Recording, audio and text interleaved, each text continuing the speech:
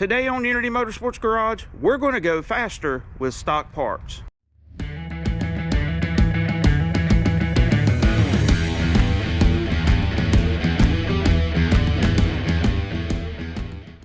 In my previous Crown Vic video, I did some simple mods to the car to improve the performance slightly.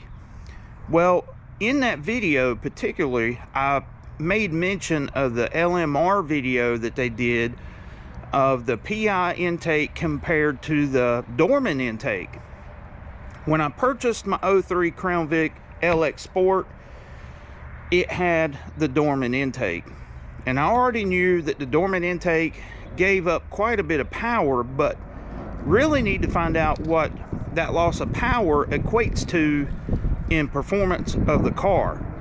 It's easy to talk about dyno numbers, but what does it do in the real world? And that's what we're going to do today. So I've got to head over to Micah's shop in Dallas to pick up some bolts that I'm going to need for this intake swap, and then we're going to get to wrenching.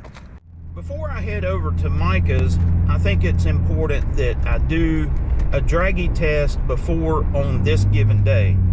I had Dragy results after I did the free mods back in the fall, but that's not really representative of today, because today it's pretty cold outside, like 45, 47 degrees, and it was a lot warmer back then. So I think it will be really good to establish a baseline today so that we know exactly what the intake swap is worth. The reason why I'm having to go to Micah's is because the Dorman is pretty unique. It actually uses self-tapping screws and does away with the OE fasteners, which I'm not a fan of, because, you know, if you do this swap in reverse, you have to have the proper hardware to put the factory intake back on it. When talking about dyno numbers and, you know, gaining 20 horsepower at the tires on a 220 horsepower car, that's a pretty big percentage gain. I mean, a little under 10%. And I know in the Crown Vic version, this engine is rated at 239 horsepower, and typically they make 195 to 205 at the rear wheels based off of all of my automatic testing back in the day. So if we have 200 real horsepower and we gain 20 horsepower at the tires, what does that equate to as far as performance? I think the results should be pretty shocking. The testing that we're going to do is through my Dragy here. These things are really cool, and I highly recommend you getting one. They're very accurate. I actually did a video on the accuracy of it with David's EcoBoost Mustang. So what we're going to do is do our baseline and find out just how slow this thing really is, because man, that's terrible. Anyways, we're going to fix that. I can't wait till the trick flow heads are on this thing and cams. So let's see what happens. Now, y'all don't be shocked about how slow this thing is.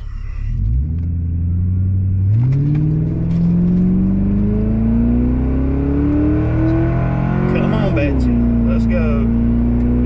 Yep. You can go anytime now.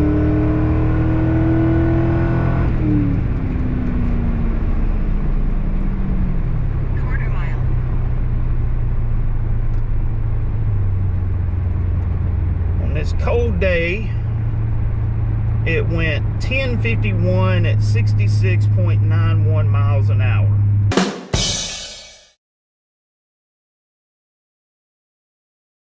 Just got home. This is the intake I picked up from Micah's. You can see that it's complete, minus that big hole blown out of the bottom, but it will provide me all of the hardware that I need for the swap. No problems there. This intake here is the one that I picked up off of the internet. Got it for a decent deal. I did not realize how expensive Ford PI intakes have become. I've seen them on eBay go as high as $600. I mean, that's insane.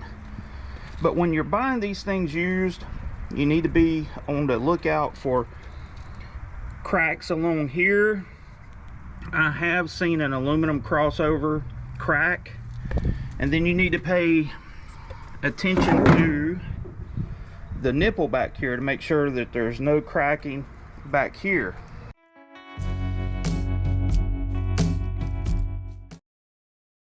One hour and 15 minutes later, and this is what you have on a 4.6. Okay, intake is off. No real surprises here. I've got the intake surfaces cleaned up a little bit. I still have a little bit to go. Just let you know that if you're going to put spark plugs in a 4.6, this is the best time to do it, as it's really easy to get to right there. Luckily for me, it has Autolite Platinums in it that are in really good shape. I'm just going to put that back in there, call it a day. And another thing that I want to talk about are these marks on the valve cover. Back in the early 2000s, there was a TSB bulletin or a recall. I can't remember exactly what it was, but when you see those marks on the valve covers, that means that the timing chain components have been replaced in the engine. So they had a warranty deal where it was wearing out chain guides, getting into the metal, passing metal through the engine, and killing it. And so they went through and put updated nylon guides in it, and just one of them little 4.6 tidbits of information. Let's look at these intakes. Okay, here are the two side by side. Looking at what just come off from here, this is the Dorman. You see how the runners are flattened out right here? You would think that that would make good power until you flip it over and look at the underside and look at just how thin these runners actually are. I mean, they are super thin, so they have a very small cross-sectional area, which is why these things can't breathe in the upper RPM. This is the OE Ford intake. You can see major difference in runner design. The layout of it's different. So there's nothing wrong in how this thing performs as an intake. You know, if you're looking to just get your car running, not leaking or anything like that, this will work. But I have a huge feeling that one is going to be way faster. Before I put this back in the car, there is something I really want to talk about. That is the upper plenums on these 4.6s.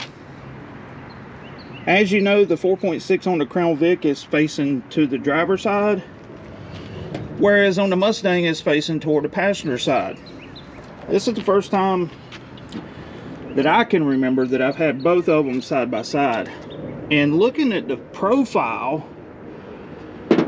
this one is actually raised higher from the base than this one. This is a lot more low profile. This is the trick flow elbow that was on my 4.6 Mustang years and years and years ago. And leave it in the comments. Would you like me to do some flow bench testing between this, the Mustang, and the trick flow? And maybe even do a ported version of this to see who comes out on top, because I think that would be kind of interesting. When talking about power output from the 4.6 and the trick flow elbow with that PI intake, when does it become a restriction in a naturally aspirated application? Well, from my testing, when you hit around 325 rear wheel horsepower with a manual car, it'd probably be about 305 to 300 with an automatic car. That is when you will tap out the potential of the factory PI intake.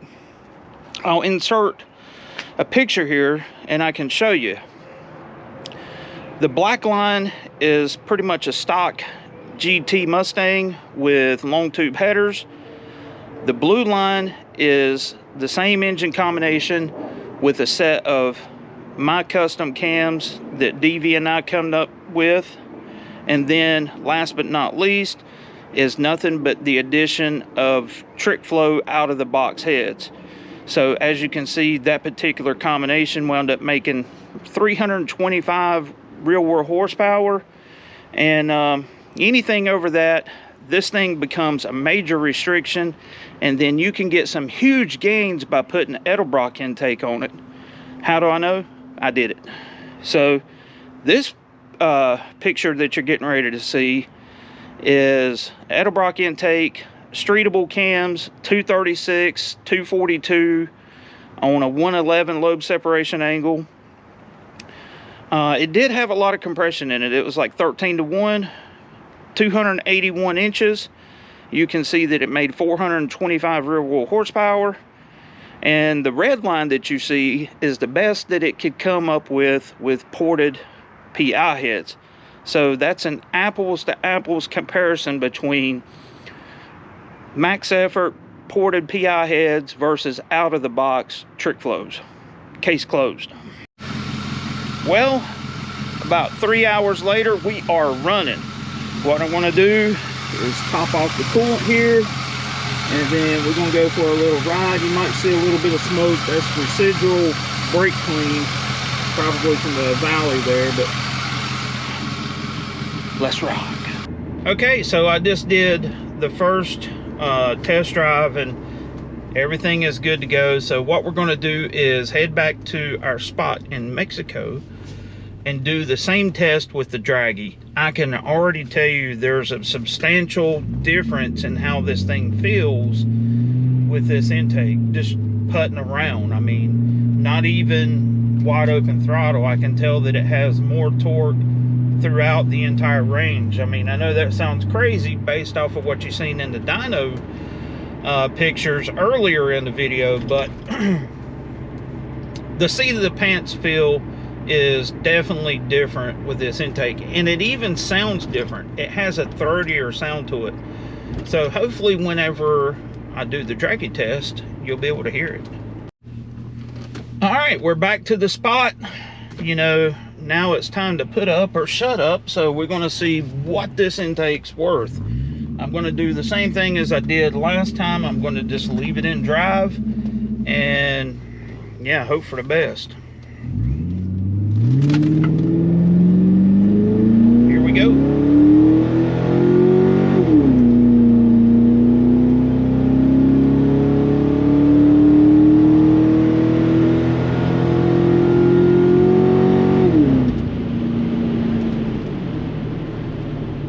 It seems so much better.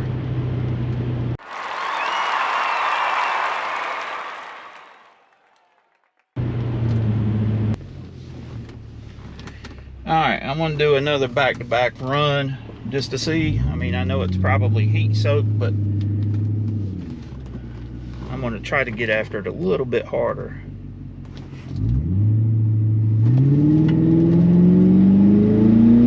Here we go. Oh yeah, this thing's pulling hard.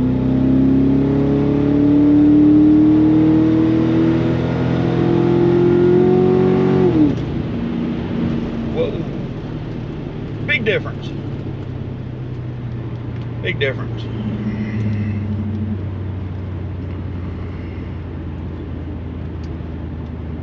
Holy crap. Let's see here, wait a minute.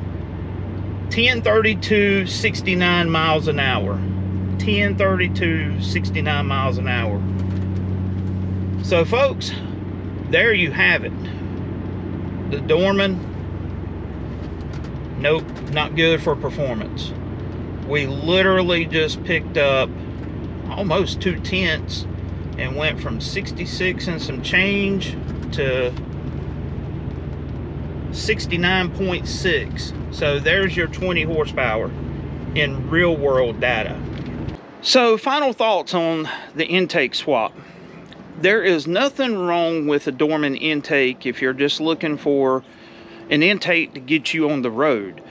But if you're wanting to keep performance, you better off finding a factory Ford PI intake. That's a pretty substantial gain just by putting a stock intake back on there. I don't think I've ever seen that kind of gain from a stock intake. But anyways, let me know in the comments if you would find that video interesting on me flow testing the upper plenums with the throttle body, the Mustang, the Trick Flow, and the Crown Vic, because I think that would be pretty cool to see the difference in the three, and may give me an idea of what I need to do next to this thing. Speaking of which, there's one thing that I cannot stand about the Crown Vic. It's bugged me ever since I had the other Crown Vic, and the transmission programming for the 4R70W in these cars are really meant for grandpas, okay? It's not too performance oriented. And so I've been talking with Carl Bauman of US Shift, and he has this awesome car. He has the Grand Marquis version of my LX Sport, and I'll put a link to his channel up here in the corner, and it's called Project Silver Bullet. You really need to go check this car out and see what Carl is doing with this thing. If you're into Crown Vics, this thing is going to be phenomenal, because he has a 10R80 transmission mated to the 4.62 valve. But in my quest to go faster, I think if I reprogram the 4R70W with this right here, check this out. I always love seeing proudly made in the USA. That means something to me. But let's open it up and see what's in here. It's a quick 4 transmission controller.